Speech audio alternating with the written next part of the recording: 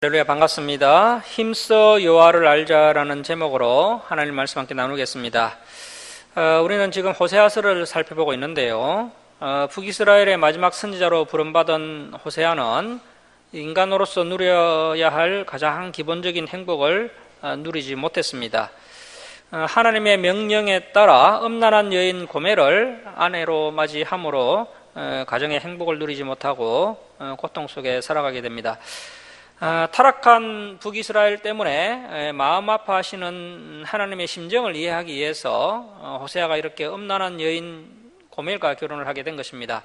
그래서 음란한 여인 고멜을 통해서 호세아가 그 타락한 신부 북이스라엘 때문에 가슴 아파하시는 하나님의 심정을 깨닫게 됩니다.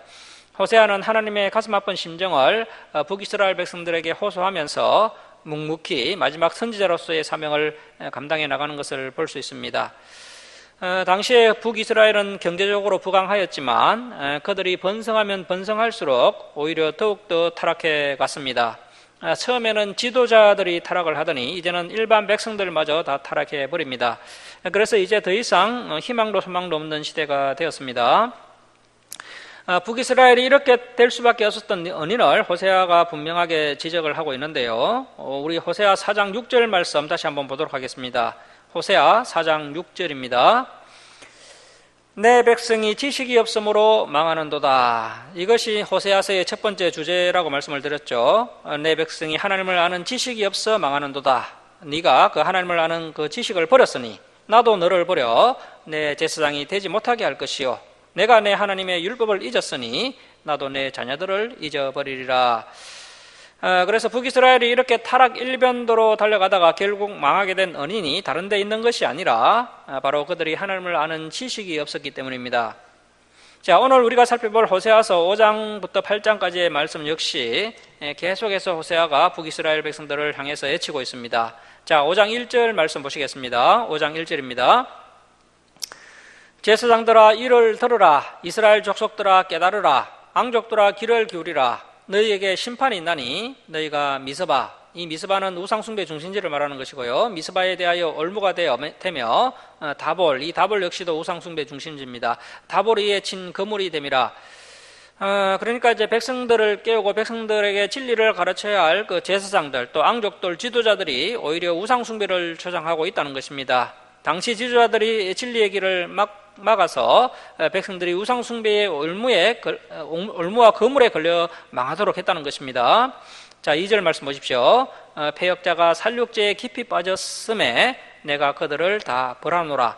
에브라임은 내가 알고 북이스라엘은 내게 숨기지 못하나니 에브라임아 이제 네가 음행하였고 북이스라엘이 더러워졌느니라. 여기서 에브라임 또 북이스라엘은 다 똑같은 말인데요, 반복을 피해서 좀 더 문학적으로 표현을 하고 있는 것입니다. 그래서 이 북이스라엘이 지금 음행하였고 더러워졌다는 것을 강조하고 있는 것입니다. 자, 4절입니다. 그들의 행위가 그들로 자기 하나님에게 돌아가지 못하게 하나니 자, 줄을 칩니다. 이는 음란한 마음이 그 속에 있어 여호와를 알지 못하는 까닭이라. 자, 그래서 음란함을 마음속에 품고 있는 사람은 여호와를 알지 못하게 되어 있습니다. 그래서 특히 우리 남성들은 음란을 더 조심을 해야 됩니다. 자, 5절 말씀 보십시오. 북이스라엘의 교만이 그 얼굴에 드러났나니. 자, 그러니까 뭐 술 취함, 음란, 우상숭배, 교만 이런 것이 동시다발적으로 함께 가는 것입니다. 자, 북이스라엘의 교만이 그 얼굴에 드러났나니 그 죄악으로 말미암아 북이스라엘과 에브라임이 넘어지고 이렇게 북이스라엘만 넘어뜨린 것이 아니라요, 그 죄악이 넘쳐 흘러서 결국 남유다도 그들과 함께 넘어지리라. 아직은 뭐 남유다에 대해서 하나님께서 기대를 조금 하고 계시지만 결국 이 남유다 역시도 이렇게 넘어지게 될 것을, 멸망하게 될 것을 예언하고 있습니다. 자, 6절입니다. 그들이 양떼와 소떼를 끌고 여호와를 찾으러 갈지라도 만나지 못할 것은 이미 그들에게서 떠나셨음이라. 우리가 생각하기에 우리 하나님께서는 절대 우리를 떠나지 않으신다. 하나님께서 우리가 하나님을 떠나면 떠났지 하나님께서는 결코 우리를 버리지 않으신다. 이렇게 알고 있지만 우리가 이 성경을 잘 살펴보면 하나님께서 여러 번 이스라엘 백성들에게서 떠나시는 것을 볼 수 있습니다. 하나님께서 한번 떠나시면 한 400년간 떠나십니다. 그런데 하나님께서 떠난 뒤에 홀로 남겨진 이스라엘은 너무나도 비참하게 되는 것을 볼 수가 있습니다. 그래서 사람이 너무 지나치게 죄를 지으면 하나님께서 견디지 못해 떠나신다는 것입니다. 자, 7절 말씀 보십시오. 그들이 여호와께 정조를 지키지 아니하고 사생활을 낳았으니. 자, 그래서 하나님의 신부 이스라엘이 하나님을 섬기지 않고 자꾸 우상 숭배를 했다는 뜻입니다. 그러므로 세 달이. 자, 여기서 이 세 달은 히브리어로 호데시라고 하는데요. 이 호데시는 얼삭이라는 뜻입니다. 얼삭. 그래서 여기서 이 세 달은 종교 행위만 있고 거룩한 삶이 없는 가정한 제사를 의미합니다. 그래서 이선적이고 가정한 제사가 그들과 그 기업을 함께 삼키리로다. 가정한 제사는 하나님의 진노를 불러일으킨다는 것입니다. 상 가운데 정의와 공의가 없는데 종교 행위만 있는 제사는 오히려 여호와의 진노를 불러일으키는 도구가 된다는 것입니다. 그래서 하나님의 백성들이 주일에 하나님께 예배를 드리고 이제 세상 속에 나아가서 오히려 세상 사람들보다 더 악을 행하면 그러한 사람들에게 하나님의 큰 심판이 임하게 된다는 것이죠. 자, 8절 말씀 보십시오. 너희가 기브아에서 뿔나파를 불며. 자, 이 기브아는 북이스라엘과 남유다의 국경지대인데요. 현재 이 베냐민 지파 땅이고 남유다의 땅입니다. 호세아는 북이스라엘에서 이제 사역을 하고 있는데요. 갑자기 이렇게 남유다 땅 이야기를 하고 있습니다. 자, 기브아에서 뿔나파를 불며 라마에서 나파를 불며. 이 라마 역시도 베냐민 땅이고 국경지대입니다. 라마에서 나파를 불며 벳아엔에서 애치기를. 이 벳아엔 역시 국경지대이면서 남유다 베냐민 지파 땅인데요. 자, 벳아엔에서 내치기를 베냐민아 내 뒤를 쫓는다 할지어다. 자, 호세아가 지금 북이스라엘 땅에서 이렇게 심판을 외치다가 왜 갑자기 남유다의 그 베냐민 지파 땅, 그 국경지대 성읍들의 이름을 부르면서 베냐민아 하나님의 심판이 내 뒤를 쫓고 있다 이렇게 이제 선포하느냐 하면 북이스라엘의 멸망은 이미 기정사실이 되었습니다. 이 북이스라엘의 죄가 넘쳐났기 때문에 이제 북이스라엘의 멸망은 돌이킬 수가 없습니다. 이제 멸망은 기정사실이 되었고요. 그래서 이제 남아있는 그 남유다만이라도 이제 해결을 시키기 위해서 이렇게 국경선에 있는 그 남유다의 베냐민 지파 성읍들을 언급하면서 남유다 너희들도 빨리 정신을 차리고 빨리 해결을 해라 이렇게 이제 경고하는 것을 볼 수가 있습니다. 자, 9절 말씀 보십시오. 벌하는 날에 에브라임 그 북이스라엘이 항폐할 것이라 내가 이스라엘 지파 중에서 반드시 있을 일을 보였노라. 유다 지도자들, 남유다 지도자들은 경계표를 옮기는 자 같으니. 이 당시에는 오늘날처럼 지적도가 있는 것이 아니라요, 땅에 이렇게 경계표가 있었습니다. 그런데 그 경계표를 양심이 불명한 지도자들이 몰래 옮겨서 자기 땅을 넓혔다는 것입니다. 그래서 경계표를 옮기는 자 같으니 내가 나의 진노를 그들에게 물같이 부으리라.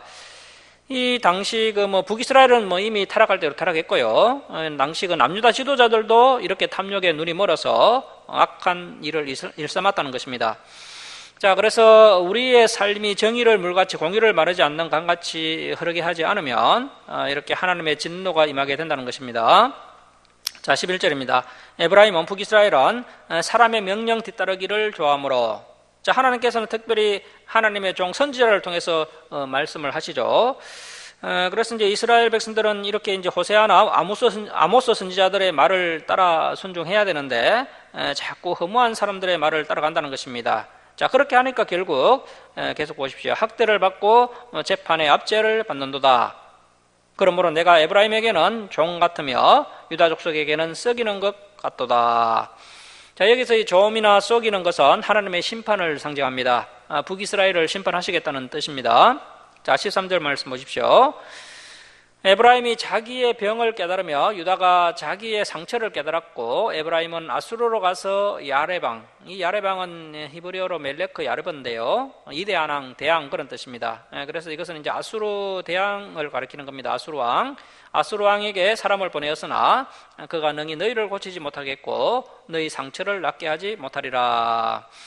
그래서 이것이 무슨 뜻이냐면 북이스라엘이 계속해서 지금 누구에게 잘 보이기 위해서 노력을 하고 있습니까? 지금 아수르에게 잘 보이려고 노력한다는 겁니다. 그 당시에 이제 강대국 아수르가 계속해서 이제 주위의 열국들을 이제 정복을 하고 있으니까, 그래서 이제 이 북이스라엘이 아수르에게 조공도 보내고 갖가지 뇌물도 바치면서 아수르에게 잘 보이기 위해서 최선의 노력을 다했지만 결국 너희가 그렇게 잘 보이려고 했던 그 아수르에게 멸망을 당하게 된다는 것입니다. 북이스라엘이 하나님을 의지해야 하는데 아수르 왕에게 잘 보여서 병과 상처를 고치려고 했던 그러한 노력들이 다 흑사가 된다는 것입니다. 자, 14절 말씀 보시면 내가 에브라임 북이스라엘에게는 사자 같고 남유다 족속에게는 젊은 사자 같으니 바로 내가 그 여호와 하나님이 움켜갈지라 내가 탈취하여 갈지라도 건져낼 자가 없으리라. 자, 15절 말씀 우리 함께 읽겠습니다. 자, 시작. 그들이 그 죄를 뉘우치고 내 얼굴을 구하기까지 내가 내 곳으로 돌아가리라. 그들이 고난을 받을 때 나를 간절히 구하리라.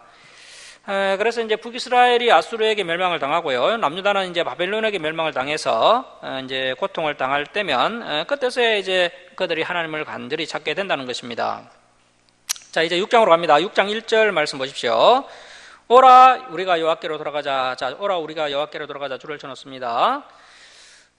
우리가 거룩한 변화, 아름다운 변화를 일으키기 위해서 가장 먼저 해야 할 일은 역시 여호와께로 돌아가는 것입니다. 아직도 우리가 우리의 삶 가운데 하나님께로 온전히 돌아가지 못한 부분이 있다면 오늘 이 예배를 통해서 우리가 다시 한번 결단하고 온전히 주님께로 돌아갈 수 있는 저와 여러분이 되어야 할 것입니다. 자, 오라 우리가 여호와께로 돌아가자. 여호와께서 우리를 찢으셨으나 도로 낫게 하실 것이요 우리를 치셨으나 싸매어 주실 것임이라. 자, 여기서 우리를 찢으셨으나라는 것은 하나님께서 이제 북이스라엘 백성들을 이제 아수르에게 멸망당하게 하셔서 그 북이스라엘 백성들을 이제 포로로 끌고 가서 열방 곳곳으로 흩어지게 하신다라는 뜻이고요. 우리를 치셨으나라는 것은 하나님께서 이제 아수르를 통해서 이제 곧 북이스라엘을 멸망시킬 것을 말씀하시는 것입니다. 자, 그러한 큰 고난과 엄청난 환난 가운데 이제 살아남은 소수의 사람들이 이제 고백을 하는 거죠. 그동안 우리가 잘못했구나. 그동안 우리가 하나님의 말씀대로 살지 못했구나. 계속 우상숭배를 하여서 하나님을 아프게 하였구나 하면서 그들이 이제 회개하고 깨달은 소수의 북이스라엘 백성들이 이제 안전히 망하고 나서야 오라 우리가 여호와께로 돌아가자 이러한 고백을 하게 된다는 것입니다. 자, 이렇게 이제 소수의 회개하는 자, 소수의 돌아오는 자들은 하나님께서 다시 싸매어 주시는 은혜를 입게 된다는 것입니다. 자, 여러분 호세아가 이제 계속 강조하고 있는 것이 무엇입니까?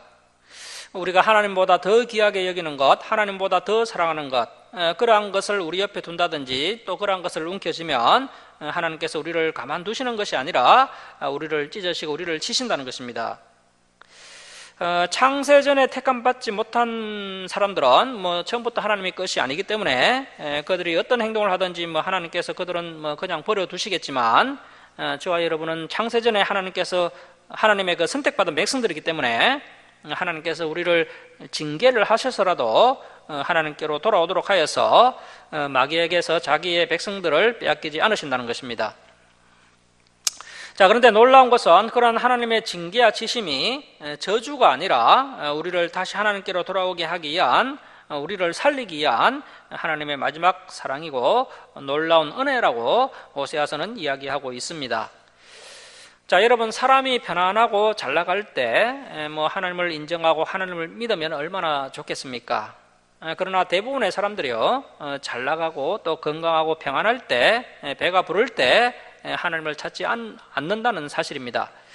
어려워봐야 하나님을 찾게 되고요 의에 줄이고 목말라봐야 이 진리 가운데로 나오게 된다는 것입니다.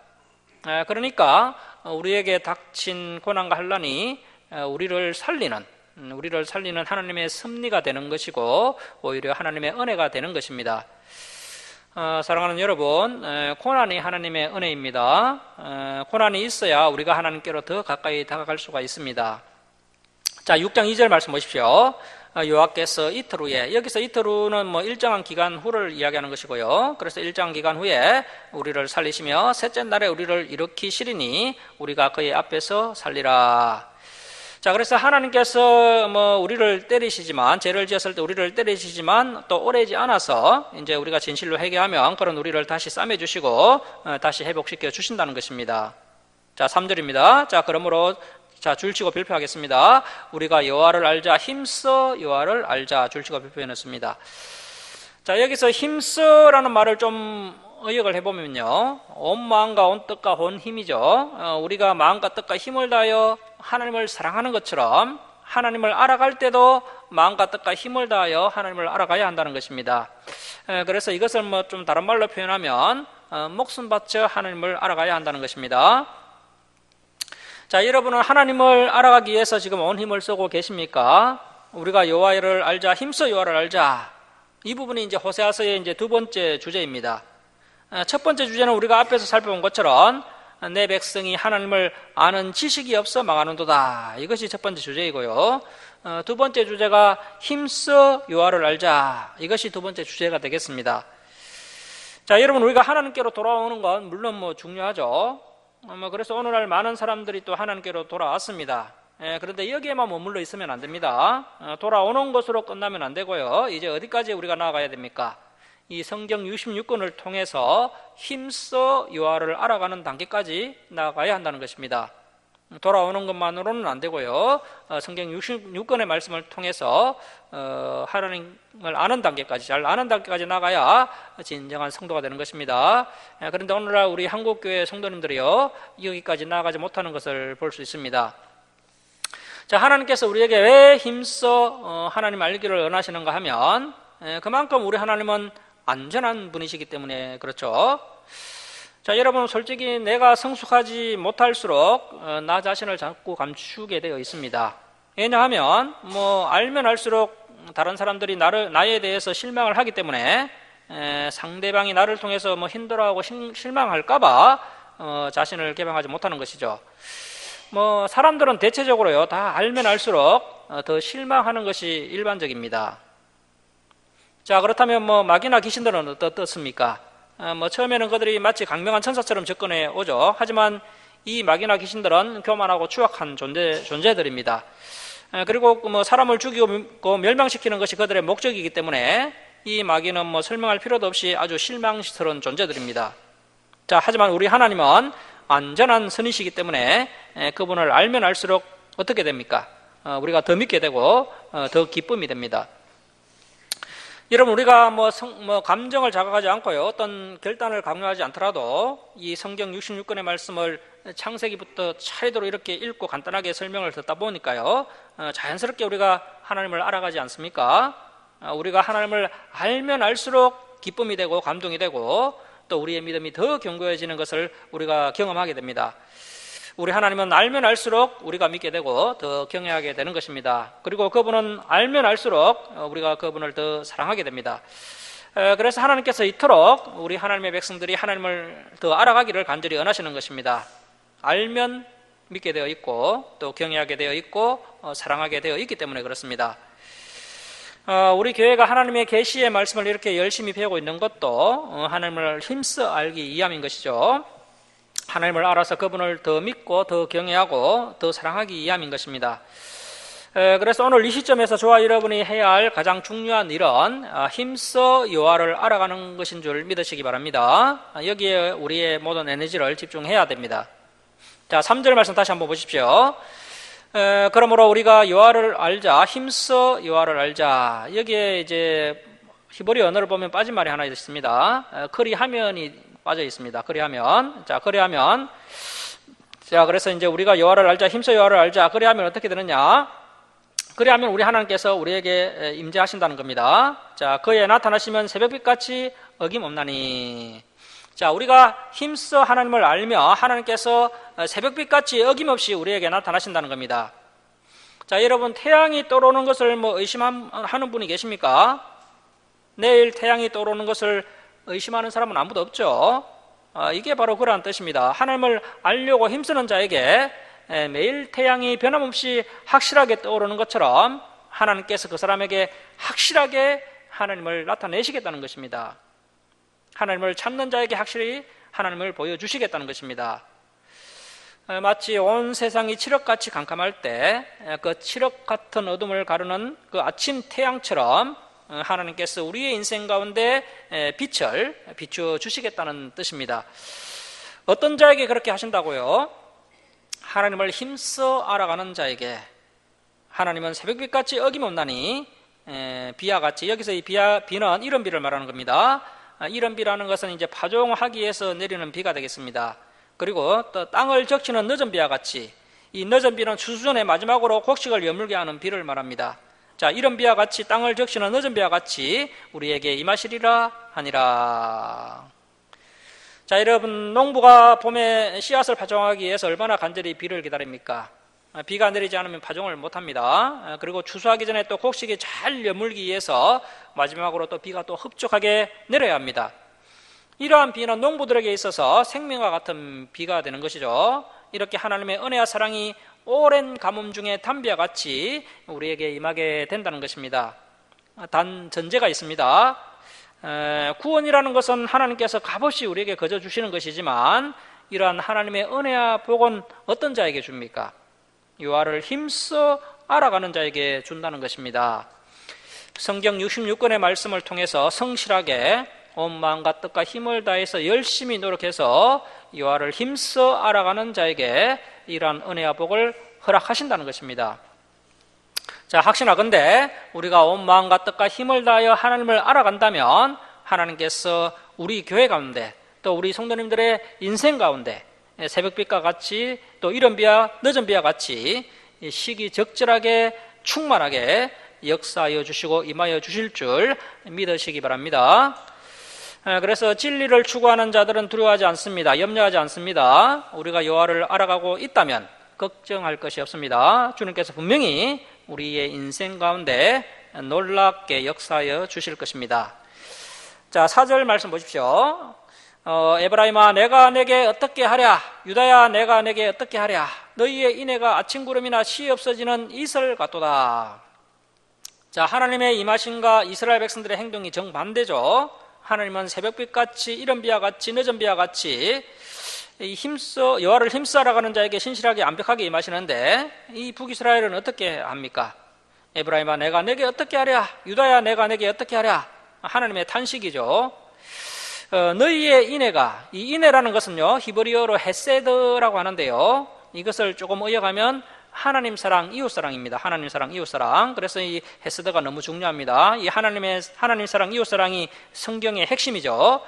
자, 그런데 이 북이스라엘 백성들이 하나님을 사랑하고 이웃을 사랑하는 이러한 태도가 어떻게 되었느냐 하면, 자, 계속 보십시오. 아침 구름이나 시 없어지는 이슬 같도다. 자, 아침 구슬이나 이슬은 해가 떠미기만 하면 순식간에 다 사라져 버리죠.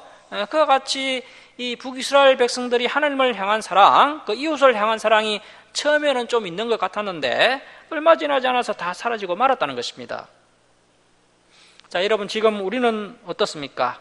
하나님을 향한 사랑, 또 이웃을 향한 사랑이 주일에 우리가 예배를 드리고 말씀을 들으면 좀 회복이 된 듯 하다가 우리가 이제 한 주간 살다 보면 어느새 그 하나님을 향한 또 이웃을 향한 사랑이 이슬같이, 아침 이슬같이 그렇게 허무하게 사라져 버리지는 않습니까?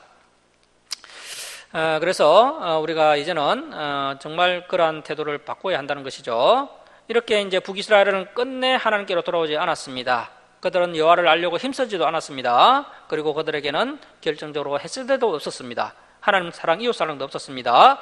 자, 5절 말씀 보십시오.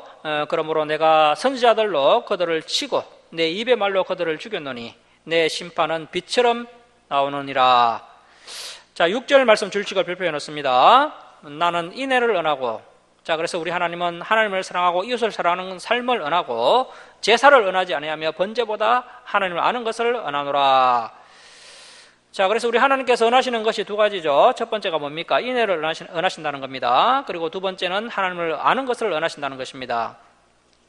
또 이 말씀을 너무 또 오해하셔서 그러면 뭐 헤세드가 중요하기 때문에 하나님께 예배를 드리지 않아도 된다, 그런 뜻은 아닙니다.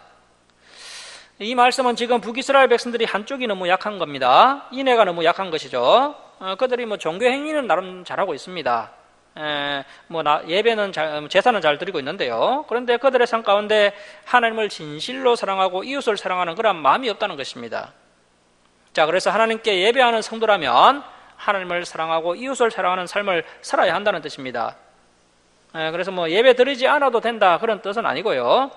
하나님께 예배 드리는 것은 기본 중에 기본이고, 정말 참된 예배자라면 하나님을 사랑하고 이웃을 사랑하는 삶을 살아야 한다. 이것이 6절 말씀의 결론이 되겠습니다. 자, 그래서 이제 이 6장 6절 말씀은 요한복음 4장 24절 말씀과 똑같은 의미를 가진 말씀인데요. 자, 요한복음 4장 24절 말씀 한번 보도록 하겠습니다. 여기 PPT 화면 한번 보십시오. 하나님은 영이시니 예배하는 자가 영과 진리로 예배할지니라. 자, 여러분, 우리가 주일에만 영과 진리로 예배합니까? 우리는 주일을 포함해서 한 주간의 삶 전체를 영과 진리로 예배해야 한다는 것입니다. 그래서 우리가 삶의 예배를 올려드려야 한다는 것이죠.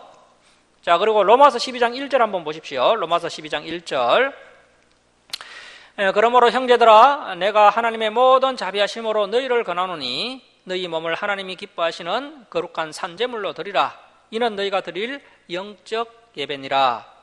자, 그래서 거룩한 산제물로 드리는 영적 예배, 그리고 영과 진리로 드리는 예배, 그리고 이 호세아서 6장 6절 말씀이 사실은 다 똑같은 의미를 가진 말씀입니다. 그리고 한 가지 더 생각해 볼 수 있는 것은 헤세드, 이 인애라는 것이 그냥 가능하지 않다는 것입니다. 우선적으로 전제되어야 할 것이 있는데요. 우리가 하나님을 알아갈 때, 하나님을 알 때 이 헤세드의 삶이 가능하다는 것입니다. 하나님을 알 때 하나님을 사랑할 수 있다는 것이고요. 또 이웃을 사랑할 수 있다는 것입니다. 여러분은 정말 하나님을 사랑하고 또 이웃을 사랑하는 그러한 성숙한 삶을 살고 싶어 하실 것입니다. 그런데 우리가 정말 그렇게 살기 위해서는 반드시 우리가 성경 66권의 말씀을 통해서 하나님을 깊이 알아가는 삶이 먼저 전제되어야 한다는 것입니다. 자, 7절 말씀 보십시오. 그들은 그 북이스라엘은 아담처럼 언약을 어기고 거기에서 나를 반역하였느니라. 길르앗은 요당 동편 땅 길르앗은 악을 행하는 자의 고울이라 피 발자국으로 가득 찼도다. 강도떼가 사람을 기다린 같이 제사장의 무리가 그 심지어 종교 지도자들이 세겜길에서 살인하니 그 종교 지도자들이 사악을 행하였느니라. 내가 이스라엘 집에서 가장한 일을 보았나니 거기서 에브라임은 음행하였고 북이스라엘은 더럽혀졌느니라. 또한 남유다여, 내가 내 백성의 사로잡힘을 돌이킬 때에 내게도 추수할 일 심판을 정하였느니라. 그래서 현재 북이스라엘의 심판을 선포하고 계시지만 이제 남유다의 심판까지도 함께 이렇게 언급하시는 것을 볼 수 있습니다. 자, 이제 7장 역시 호세아가 계속해서 인애가 없고 오직 죄로 가득 찬 북이스라엘을 책망하는 것을 볼 수 있습니다. 자, 7장 1절 말씀 보십시오. 내가 이스라엘을 치료하려 할 때 에브라임의 죄와 사마리아의 악이 드러나는도다. 그들은 거짓을 행하며 안으로 들어가 도둑질하고 밖으로 떼지어 누락질하며 내가 모든 악을 기억하였음을 그들이 마음에 생각하지 아니하거니와 이제 그들의 행위가 그들을 에워싸고 내 얼굴 앞에 있도다. 자, 하나님께서 그동안 이 북이스라엘을 치료해 주고 싶었다는 것입니다. 치료하려고 노력하셨습니다. 그런데 문제는 이 북이스라엘의 그 상습적인 죄, 반복적인 죄가 문제라는 것입니다. 우리 역시도 때로는 실수할 수 있고 인약해서 죄에 걸려넘을 때도 있습니다. 하지만 이것이 자꾸 반복이 되고 계획적이고 의도적이면요, 용서받지 못할 수도 있다는 것입니다. 그래서 우리가 이러한 반복적인 죄를 잘라내야 한다는 것입니다.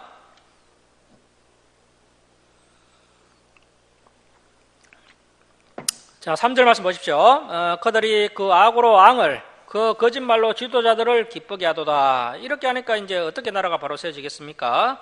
망할 수밖에 없는 거죠. 자, 4절입니다. 그들은 다 간음하는 자라 과자 만드는 자에 의해 달궈진 하덕과 같도다. 그가 반죽을 뭉침으로 발효되기까지만 불 일으키기를 거칠 뿐이라. 그러니까 잘 달궈진 하덕에 언제든지 빵을 구워낼 수 있듯이 북이스라엘의 현재 상태가 얼마나 타락을 했는지 언제든지 죄를 지을 수 있는 상태가 되었다는 것입니다. 잘 달궈진 하덕과 같은 상태가 북이스라엘의 현재 상태라는 것입니다. 자, 5절입니다. 우리 왕의 날에 지도자들은 술의 뜨거움으로 병이 나며. 자, 북이스라엘 지도자들이 술을 얼마나 좋아했던지 술을 너무 마셔서 병이 날 정도로 술을 좋아했다는 겁니다. 왕은 오만한 자들과 더불어 악수하는도다. 왕의 주위에는 정직하고 바른 말 하는 신하가 없고 오만한 자들로 가득 찼습니다. 그들이 가까이 올 때 그들의 마음은 강교하여 하덕 같으니 그들의 분노는 밤새도록 자고 아침에 피우는 불꽃 같도다. 그들이 다 하덕같이 뜨거워져서 재판장들을 삼키며 그들의 양들을 다 엎드러지게 하며 그들 중에는 내게 부르짖는 자가 하나도 없도다. 이 북이스라엘 지도자들이 다 타락을 해서 아무도 하나님께 기도하는 자도 없고 또 바른 판결을 해야 할 재판장들을 다 타락시키고 왕에게 가서 강교한 말로 아첨하고 술을 마시게 해서 모두가 다 죄에 걸려 넘어지게 했다는 것입니다. 자, 8절입니다. 에브라임 북이스라엘이 여러 민족 가운데 혼합되니. 자, 그래서 오늘날도 우리가 이렇게 세상과 혼합되는 것을 조심해야 합니다. 하나님을 믿는 저와 여러분이 하나님을 완전히 떠나지는 않겠죠. 그런데 뭐가 문제냐 하면요, 우리가 하나님을 완전히 떠나지는 않지만 이 마귀가 우리를 미혹해서 자꾸 세상과 혼합되게 한다는 것입니다. 현재 이 북이스라엘의 모습이 바로 이 혼합된 모습이죠.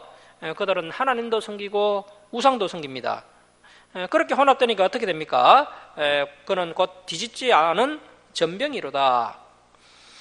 자, 우리가 부침개를 구울 때 잘 뒤집어야 앞뒤가 고루 익어서 먹을 수 있는 부침개가 되는데, 이 북이스라엘의 모습이 혼합되어 버리니까요, 한쪽은 완전히 다 타버리고 한쪽은 아예 익지 않은 상태가 되어 버렸다는 것입니다. 그러면 결국 버림받게 되는 거죠. 그래서 우리가 이 혼합주의를 조심해야 합니다. 혼합되면요, 우리의 신앙은 결국 쓸모없는 신앙이 되어 버린다는 것입니다. 오늘날은 이런 우리가 물론 세상 문화에 혼합되는 것도 참 문제긴 하지만요, 더 중요한 것은 교회가 자꾸 혼합주의로 가고 있는 거죠. 자꾸 종교 통합 운동을 벌이고 있습니다. 그래서 기독교하고 천주교하고 혼합하려고 하고요, 심지어는 다른 종교들하고도 혼합하려고 하는 그런 종교 지도자들이 있습니다. 그렇게 혼합되면은 결국에는 하나님께 버림받을 수밖에 없습니다. 그래서 우리가 이런 혼합주의를 정말 조심해야 됩니다. 자, 9절 말씀 보십시오. 이방인들이 그 북이스라엘의 힘을 삼켰으나 알지 못하고 백발이 무성할지라도 알지 못하는도다. 이스라엘의 교만은 그 얼굴에 드러난다니 그들이 이 모든 일을 당하여도 그들의 하나님 여호와께로 돌아오지 아니하여 구하지 아니하도다. 지금 이 북이스라엘이 얼마나 교만했던지요, 지금 그들이 멸망을 향해 달려가면서도 그 사실을 전혀 깨닫지 못하고 있다는 사실입니다. 그 사실을 깨달았다면요, 하나님께로 돌아와서 회개했을 겁니다. 그러나 안타깝게도 북이스라엘은 전혀 깨닫지 못하고 있습니다. 그들은 여호와 하나님을 아는 지식도 없었고요, 또 하나님을 알려고 노력도 하지 않았습니다. 그래서 그들은 결국 망하게 된 겁니다. 자, 11절 말씀 보십시오. 에브라임 북이스라엘은 어리석은 비둘기같이 지혜가 없어서. 이스라엘 사람들은요, 어리석은 사람을 비유할 때 비둘기에 비유합니다. 우리나라는 닭에다 많이 비유하죠. 자, 비둘기같이 지혜가 없어서 애굽을 향하여 부르짖으며 아수르로 가는도다. 자, 그래서 이에 계신 하나님을 바라봐야 하는데 자꾸 강대국을 바라보고 있습니다. 오늘날 우리나라도 마찬가지죠. 하나님을 바라보지 않고 자꾸 미국을 바라보고 중국을 바라봅니다. 북이스라엘이 애굽을 바라보고 아수르를 바라보는 것처럼 그렇게 하는 것이죠. 여러분, 우리의 믿음은 다른 데 있는 것이 아닙니다. 우리의 믿음의 싸움은 다른 데 있는 것이 아닙니다. 우리가 하나님을 바라보느냐 아니면 사람을 의지하느냐, 물질을 의지하느냐, 이 싸움인 것입니다. 자, 12절 말씀 보십시오. 그들이 갈 때 내가 나의 그물을 그 위에 쳐서 공중의 새처럼 떨어뜨리고. 그래서 하나님께서 아수르를 의지해서 나가고 애굽을 의지해서 나가는 그 하나님의 백성들을 그냥 두지 않으신다는 뜻입니다. 반드시 떨어뜨리시고 또 짓밟히도록 하신다는 거죠. 전에 그 회중에게 들려준 대로. 자, 전에 그 회중에게 들려준 대로라는 것은요, 레위기 26장과 신명기 28장에서 경고하신 하나님의 말씀을 말하는 것입니다. 그래서 레위기 26장과 신명기 28장에서 경고하신 말씀대로 그들을 징계하리라. 그래서 지혜로운 사람들은 아예 이러한 길을 가지 않죠. 여러분, 그래서 우리 김천주 사랑교회 성도님들은 절대로 사람이나 물질을 의지하지 마시기 바랍니다. 오직 하나님만 의지하시기 바랍니다. 자, 13절 말씀 보십시오. 하 있을진저 그들이 나를 떠나 그릇 같음이니라.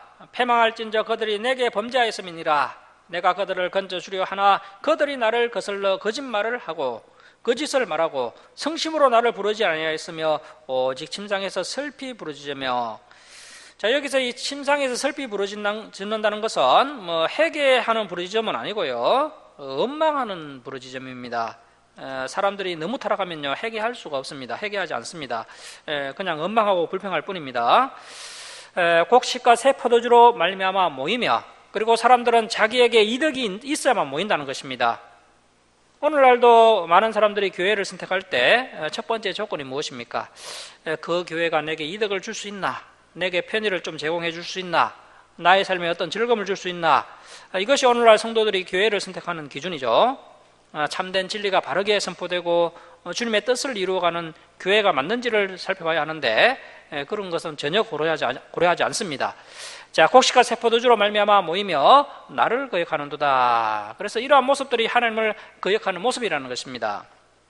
자, 15절 말씀 보십시오.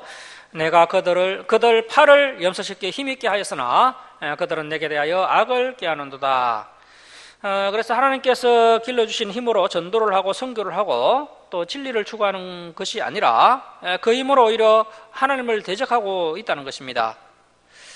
문제는 이렇게 자신들이 하나님을 대적하고 있는데도 그 이스라엘 백성들은 자신들이 하나님을 대적하고 있는지조차도 깨닫지 못하고 있습니다. 우리가 언제 하나님을 경외하지 않았습니까? 언제 하나님을 사랑하지 않았습니까? 그렇게 이야기하는 것을 볼 수가 있습니다. 오늘날도 우리 성도님들이 하나님을 섬긴다고 섬기고 있지만 하나님 관점에서 봤을 때는 오히려 하나님을 대적하고 있을 수도 있습니다. 성경을 모르면 충분히 그렇게 행동할 수 있다는 것입니다. 자, 16절 말씀 보십시오. 우리 16절 함께 읽겠습니다. 자, 시작. 그들은 돌아오나 넛보신 자에게로 돌아오지 아니하니 속이는 할과 같으며 그들의 지도자들은 그의 혀에 거친 말로 말미암아 칼에 엎드려 지르니 이것이 애굽 땅에서 조롱거리가 되리라. 자, 그래서 이 북이스라엘이 돌아오긴 돌아오는데 누구에게로 돌아온다는 겁니까? 하나님께로 돌아오지 않고 자기가 상상하는 하나님 우상에게로 돌아온다는 것입니다.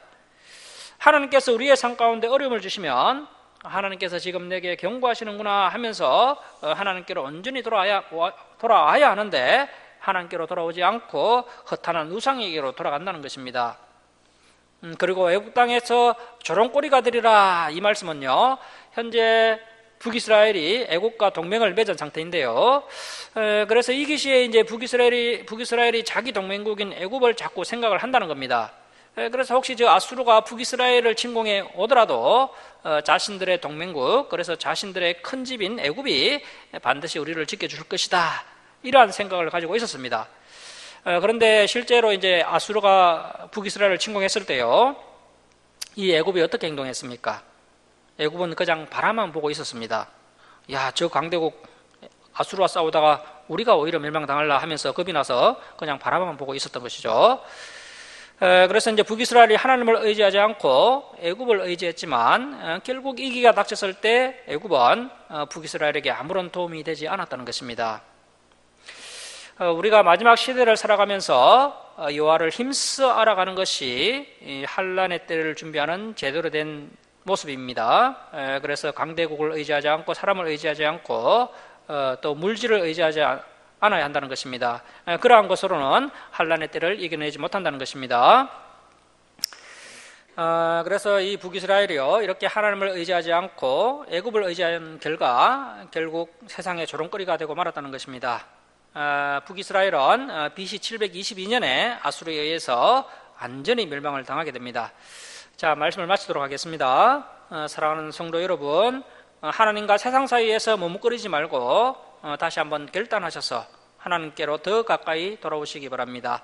그리고 성경 66권을 통하여서 힘써 여호와를 알아가심으로 여러분의 인생 가운데 놀라운 하나님의 임재를 경험하시길 주님의 이름으로 축원합니다. 자, 기도하겠습니다.